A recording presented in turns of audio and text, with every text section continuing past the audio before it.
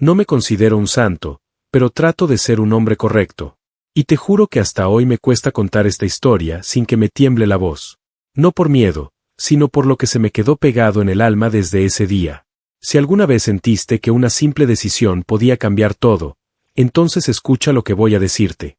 Me llamo Rubén, tengo 48 años y llevo más de 20 conduciendo por las carreteras de México. No he hecho fortuna, pero me ha alcanzado para vivir con dignidad, para tener una esposa que me espere en casa con más paciencia de la que merezco, y para mirar a los ojos a mis compañeros sin bajar la cabeza. Aquel día, sin embargo, algo diferente me estaba esperando en la ruta, algo que no se ve en los mapas ni en el retrovisor. Mi compadre Marcelo había tenido un percance leve, pero suficiente para que no pudiera cumplir una entrega especial a León. Mi patrón me llamó de urgencia y me lo dijo sin rodeos. Confío en ti, Rubén. No hay margen de error. Esta entrega es vital para la empresa. Se trataba de equipos médicos, nuevos, con rastreo satelital, y debían llegar sin excusas a un hospital recién inaugurado. Una falla podía costarnos el contrato, la reputación, todo. Salí desde Monterrey con el tanque lleno y la mente enfocada. No era solo una entrega, era la oportunidad de demostrar que mi nombre valía. El sol caía fuerte sobre el parabrisas, el radio sonaba bajito y yo iba repasando en mi cabeza todo lo que ese viaje podía representar. Para muchos, sería un trayecto más. Para mí, podía ser el inicio de algo mejor. Pero a medio camino, entre Saltillo y San Luis, el aire dentro de la cabina se volvió denso, extraño. No sabría explicarlo. Era como si algo invisible se sentara a mi lado. Y fue entonces que la vi. Una joven parada sola, al lado de una parada vieja y carcomida por el tiempo. Su ropa ajustada contrastaba con el polvo que le cubría las piernas. Tenía una mochila pequeña, sucia, y una mirada que no pedía, suplicaba. Frené. Mi pie se fue solo al pedal. Puse las intermitentes, pero no bajé de inmediato el vidrio. La miré por el retrovisor, buscando dentro de mí alguna excusa para seguir de largo. Pensé en mi esposa, en su forma de confiar, en las veces que me ha abrazado antes de un viaje largo y me ha dicho cuídate, pero no de los caminos, cuídate de ti. Y en ese momento, con el corazón apretado, susurré bajito, Virgencita de Guadalupe, si esta muchacha de verdad necesita ayuda, quédate con nosotros. Pero si esto es una trampa, no me sueltes. Protégeme. Ella se acercó. No dudó. Abrió la puerta del copiloto sin preguntar y se sentó como si supiera que ese asiento era para ella. Gracias, dijo sin mirarme. Yo apenas pude mover la cabeza. Sentía las manos húmedas sobre el volante, como si acabara de tomar una mala decisión. Me dijo que se llamaba Sofía. Su voz era suave, sin acento marcado. No era coqueta, no sonreía, no preguntaba. Solo miraba hacia adelante, con los ojos clavados en el camino. De vez en cuando observaba el tablero, los botones, como si conociera el camión mejor que yo. Intenté ser amable, hacerle algunas preguntas básicas. ¿De dónde venía? ¿A dónde iba? ¿Alguien le esperaba? Sus respuestas eran cortas, sin nervios, pero sin soltarse tampoco. Dijo que venía viajando por el norte, que había perdido un autobús, que solo necesitaba llegar a una intersección unos kilómetros más adelante. Pero algo no cuadraba. No era miedo lo que me daba. Era otra cosa. Su tranquilidad. Esa manera tan segura de estar ahí, en silencio, sin mirar el celular, sin audífonos, sin moverse apenas. Y lo que más me inquietó, era como miraba mi GPS. Y no solo el del tablero. También miraba, una y otra vez, el del celular que tenía cargando junto al freno de mano. Como si necesitara memorizar algo. Por un instante me convencí de que estaba exagerando. Que era solo una chica sola, quizás asustada, quizás rota por dentro, y que Dios me había puesto ahí para no dejarla sola. Pero el aire, ese aire raro dentro de la cabina, no me dejaba en paz. Entonces dijo algo que me heló la sangre. Rubén, ¿no cree que este tramo está demasiado solo? Yo frené el alma. Nunca le había dicho mi nombre. No lo llevaba visible. No estaba en el uniforme ni en el camión. Nadie podía saberlo. A menos que... Me hice el tonto. Asentí. Le dije que sí, que en unos kilómetros había un retén, que todo estaba tranquilo. Pero ya no escuchaba mis palabras. Solo escuchaba las alarmas dentro de mi cabeza. ¿Quién era realmente? ¿Qué hacía sola en esa carretera con esa actitud? ¿Por qué no parecía perdida, sino más bien, programada? Miré su mochila. Estaba casi vacía. No tenía ni una botella de agua. No vi cargador, ni celular, ni siquiera un pañuelo. Entonces, como si el silencio fuera un ritual, giró su cuerpo hacia mí. Con la calma de quien va a ofrecer un café, sacó un sobre blanco de su blusa. Lo puso sobre el tablero, sin abrirlo, sin apuro. Ahí hay más de lo que ganas en 3 meses, dijo. Solo tienes que detener el camión unos minutos, apagar el rastreador, y reportar que te asaltaron. Eso es todo. No levantó la voz ni se movió un centímetro. Era como si todo estuviera ensayado. Como si lo hubiera hecho antes. Como si supiera que la mayoría de los hombres en mi lugar ya habrían aceptado. Pero yo no podía moverme. Ni hablar. Ni pensar. Tuve que apretar el volante con fuerza para no temblar. No por el dinero, sino por la certeza de estar dentro de algo que me superaba. Porque si ella sabía mi nombre, si conocía el GPS, si sabía exactamente lo que llevaba, entonces no era casualidad. Yo no la había recogido. Me habían elegido. No dije nada. Solo respiré. Muy lento. Intentando que no se notara como mi corazón quería salirse del pecho. Ella tampoco insistió. Solo desvió la mirada hacia el parabrisas, como si el tiempo no corriera igual para los dos. Como si todo ya estuviera decidido, y yo solo estuviera actuando una escena ya escrita. Los kilómetros siguientes fueron un suplicio. Él sobreseguía ahí, brillante bajo la luz del sol. Me pregunté 1000 cosas. ¿Y si me negaba? ¿Y si aceptaba pero luego me arrepentía? ¿Qué clase de gente estaba detrás de esto? ¿Dónde estaba realmente el peligro? ¿Fuera del camión o dentro de él? Pasamos el puente viejo. El mismo donde solían parar los federales. Pero ese día, no había nadie. Ningún retén. Ningún coche. Nada. Ni siquiera un alma a pie. Me dieron ganas de orillarme y salir corriendo. Pero no podía dejar la carga. No podía abandonarlo todo. No podía fallar. Fue entonces que ella volvió a hablar. No tienes que hacer nada hoy, dijo sin mirarme. Solo dime que sí. Si me dices que sí, mañana todo cambiará para ti. Nunca más tendrás que estar detrás de un volante. Esa frase fue como una daga. No porque me tentara, sino porque tocó justo donde dolía. ¿Cuántas veces había deseado eso? ¿Cuántas veces me había preguntado cómo sería vivir sin esta rutina, sin este peso en los hombros, sin el sudor constante, sin el miedo a no regresar a casa? Ella lo sabía. Sabía todo. No estaba ahí por error. Yo era el objetivo. Le pedí que bajara. No supliqué. No grité. Solo le dije que lo sentía, que no podía, que no era el tipo de hombre que busca atajos. Me miró, por primera vez realmente me miró, y en esos ojos vi algo que me estremeció más que el dinero, más que la amenaza, decepción. No dijo una palabra. Abrió la puerta, bajó con la misma calma con la que había subido, y desapareció entre unos matorrales como si supiera exactamente a dónde ir. Como si tuviera una ruta de escape.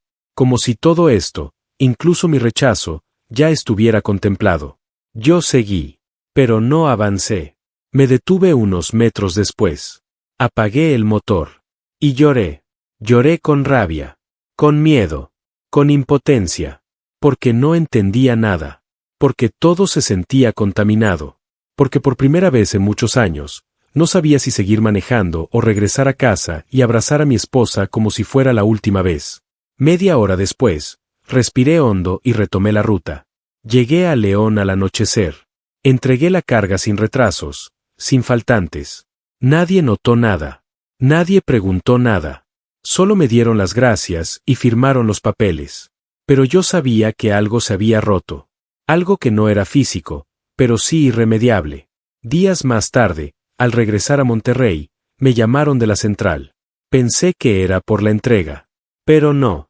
Era por mí. Uno de los jefes de seguridad de la empresa quería hablar. En privado. Cerró la puerta, me ofreció café. Y me soltó sin rodeos. Sabemos que alguien intentó sobornarte. Nos llegó el rumor. No sabemos cómo ni quién. Pero necesitamos saber si fuiste contactado. Mi garganta se secó. No sabía si mentir o contar la verdad. No tenía pruebas. No tenía fotos. Ni siquiera recordaba si la cámara del camión había grabado algo útil. Pero antes de que yo hablara, él continuó. No estamos aquí para juzgarte. Al contrario. Si decidiste no colaborar, lo valoramos. Pero si necesitas protección o hablar, este es el momento.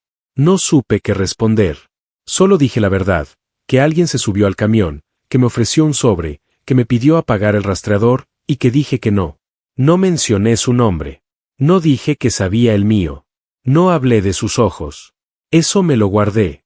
Porque había algo sagrado en lo que pasó. Algo que no podía entregarle a nadie. El jefe asintió. Me miró con respeto.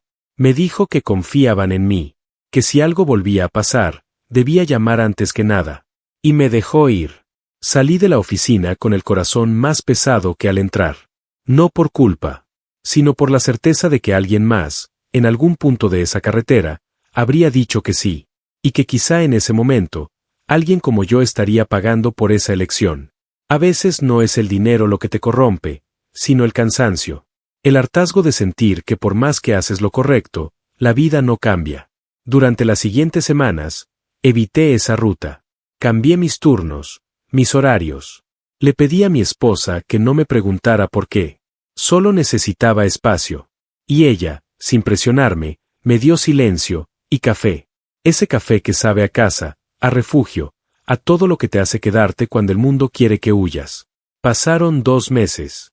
Empecé a dormir mejor. A pensar que lo de aquella mujer había sido una excepción, un evento aislado. Pero entonces, en un alto rumbo a Querétaro, mientras echaba combustible en una gasolinera cualquiera, la vi de nuevo. Sofía. De pie. Esta vez con un vestido azul. Sin mochila. Sin sobre. No me vio. O fingió no hacerlo. Estaba hablando con otro chofer. Uno joven. Con mirada ingenua y sonrisa fácil. Me quedé paralizado. El aire volvió a pesar. Como si me llevaran de regreso a ese momento en que todo se detuvo dentro de mi camión. No me acerqué. No la interrumpí. Solo encendí el motor y me fui. Pero esa imagen me persiguió durante kilómetros. Pensé en advertirle al chico. En tocarle el claxon. En gritar su nombre. Pero no lo hice. Y eso es algo con lo que cargo hasta hoy. ¿Y si no tenía las agallas? ¿Y si solo me convencí de que ya no era mi responsabilidad? ¿O fue miedo? ¿O simple egoísmo? Esa noche, no pude conciliar el sueño. Miraba el techo de la cabina como si pudiera encontrar respuestas en la oscuridad. Recordé las palabras de mi esposa en uno de nuestros aniversarios. Lo más valiente que puedes hacer no siempre es pelear. A veces, es quedarte firme cuando todos esperan que caigas. Y entonces supe lo que tenía que hacer. Al día siguiente, pedí la ruta de regreso al norte. No por la empresa. No por dinero. Sino por necesidad. Porque había algo inconcluso. Algo que no me dejaba seguir. Tenía que volver al punto donde todo empezó.